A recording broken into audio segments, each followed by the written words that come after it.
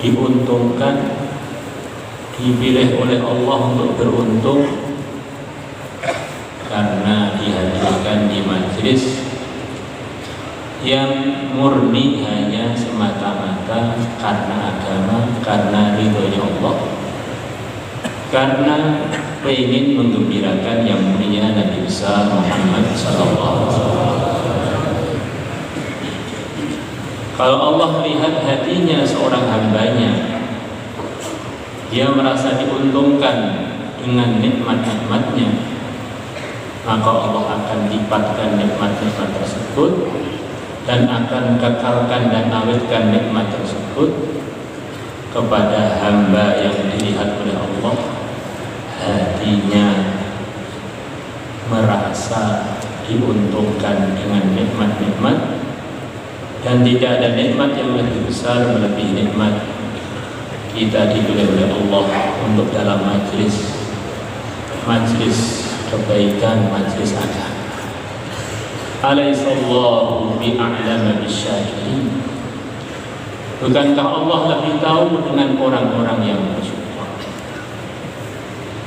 Ketakwaan seseorang, kesolehan seseorang, tergunakannya seseorang untuk hidayah, untuk asbab hidayah, untuk kebaikan, jadi asbab kebaikan, bermulanya para hadirin sebetulnya dari hati masing-masing. Innama ta'tin an-nusratu ala qadariyah. Sesungguhnya pertolongan-pertolongan Allah akan datang sesuai niat yang ada. Kunci surga yang kita dengar, permulaan dari seluruh kesuksesan, dakwahnya para anbiya semuanya, pertama kali adalah memperbaiki hati. Maka tidak ada perkara yang lebih penting bagi orang yang ingin selalu lurus dalam kesuksesan keberuntungan, melebihi meluruskan hati dia dalam bersikap, dalam beriman, dalam merasa diuntungkan dengan nikmat-nikmat Allah yang telah begitu banyak Allah karuniakan pada hamba-hamba. Maka iblis laknatullah alaihi para hadirin telah bersumpah di hadapan Allah selepas dia mendapatkan laknat dari Allah, bersumpah dengan menggunakan lam takkid, nun taukid tsaqilah, bersumpah yang mana keduanya kalau kumpul dalam satu kalimat, kata banyak ulama, maksudnya sumpah bahwa dia akan datang kepada anak Adam, kepada manusia dari depan, belakang, kanan, kiri untuk menggodanya supaya tidak mensyukuri nikmat-nikmat Allah. Kalau nikmat sudah tidak disyukuri, sudah tidak dirasa itu menguntungkan, dia diuntungkan oleh nikmat itu, perasaannya dirugikan, maka nikmat itu akan dicopot oleh Allah dari hambanya yang tidak bersyukur. Orang yang merasa dirugikan dengan sesuatu, dia tidak mungkin mau berkorban untuk sesuatu tersebut. Orang yang merasa dirugikan dengan aturan-aturan agama, dengan perintah-perintah agama, dengan perjuangan agama, dia tentu tidak akan siap untuk berkorban untuk agama karena perasaannya itu adalah kerugian. ثُمَّ لَآتِيَنَّهُمْ مِنْ بَيْنِ أَيْدِيهِمْ وَمِنْ خَلْفِهِمْ وَعَنْ أَيْمَانِهِمْ وَعَنْ شَمَائِلِهِمْ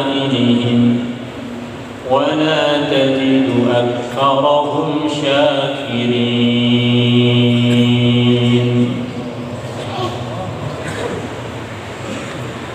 Andaikan kita datang jauh-jauh dari pelosok Indonesia, kemudian datang ke sini, hadir di majelis, mendengarkan pencerahan-pencerahan agama, lepas itu tidur, itu sudah untung tidak rugi kita beli tiket pulang balik.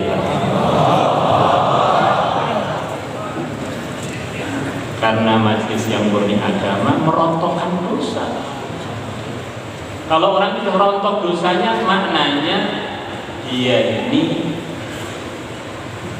jalan tol menuju surga. Maknanya dia ini kehidupannya mirip-mirip dengan ahli surga yang Allah janjikan pada ahli surga. Hamba-hamba Allah beriman yang telah diampuni. Walakum fiha ma tashtahihil anfusu wa taladdul a'yun wa antum fiha khalidun. Semua keinginan ahli surga tertunaikan, semua kesenangannya tersampaikan. Maka di dunia ini ada orang yang selalu gak punya dosa, yaitu para anbiya. Maka Allah tunaikan hajat-hajat dunia mereka sebelum akhirat. Dan tidak ada hajat yang lebih penting bagi orang beriman melebihi diri Allah. Kalau orang sudah diridhai Allah, miskin surga, kaya surga, pejabat surga, rakyat surga, ganteng surga, jelek pun juga surga.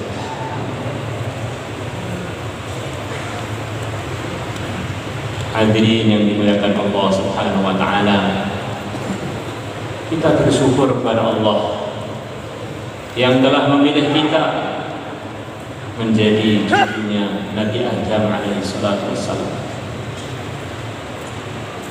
Kita ini semuanya cucunya Nabi Adam, cucunya seorang nabi.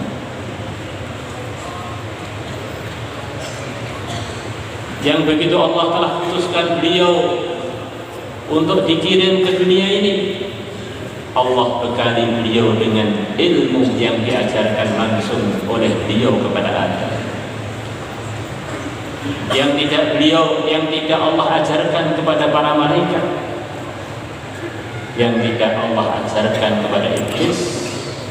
Wa 'allama Adam al-asma'a kullaha. Kita ini semuanya adalah cucunya Nabi, cucunya ahli ilmu. Maka semestinya kita ini semangat. Kakek saya ini bukan sekedar soleh, tapi maksum. Yang berhak menirukan dan menegur para anbiya hanya Allah saja. Yang lainnya ikut-ikutan kualat. Kata Syekh Waliyullah Dahlawi, kalau kita baca Quran, di dalamnya teguran-teguran Allah kepada para anbiya, kepada Nabi Adam, jangan ikut-ikutan. Beliau-beliau adalah utusan Allah, disuruh begini, disuruh begini. Kadang-kadang disuruh untuk mempraktekkan hal yang ini keliru untuk tidak dikerjakan oleh umat. Bukan beliau keliru, itu memperagakan keliru. Seperti seorang pengajar yang mengajari kepada murid-muridnya, yang ini keliru maka jangan diikuti, yang ini benar maka ikuti. Maka murid yang pintar adalah yang paham bahwa guru ini ketika mempraktekkan keliru, maksudnya bukan gurunya keliru, tetapi supaya itu tidak keliru. Tapi murid yang kurang paham dikira gurunya keliru, akhirnya dia menjadi murid yang paling tidak paham dalam pelajaran dari guru.